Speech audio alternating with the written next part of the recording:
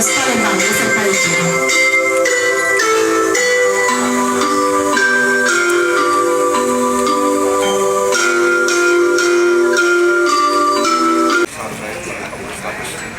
Jelas target saya adalah ingin meningkatkan kualitas Kamtibmas, keamanan tertiban di masyarakat di Palembang ini harus lebih baik.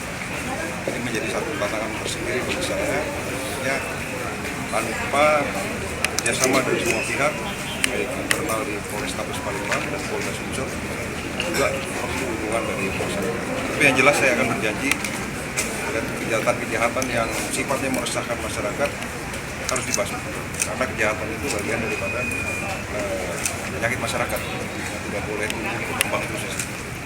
Dan menjadi atensi saya hari ini ada satu polisi yang menjadi luka tusuk akibat dengan perkelahian dengan seorang pelaku. Nah, ini tidak boleh terjadi ke depan. Karena apa? Polisi itu bagian daripada instrumen penegakan hukum.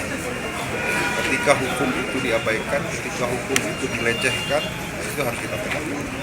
Apapun resikonya harus kita tegakkan. Sekarang habis berarti bang ya? Termasuk tindakan tegas dan Untuk pelaku-pelaku yang sampai saat ini belum tertangkap, kan banyak pelaku begal. pelaku itu menjadi prioritas juga.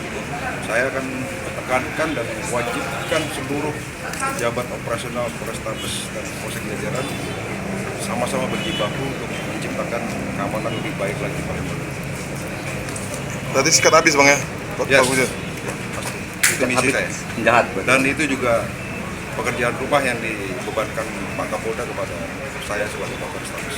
Oke, Terima kasih bang. Masuk sudah rutinitas dan bagian daripada kalender Kamtibmas sudah ada di Kota Palembang. Saya yakin Pak Didi sudah melakukan itu semua untuk mempersiapkan jauh-jauh hari termasuk dengan lintas sektoral. Saya yakin kita doa bersama mudah-mudahan Natal dan Tahun Baru berlangsung dengan aman dan lancar, khususnya ancaman daripada kelompok-kelompok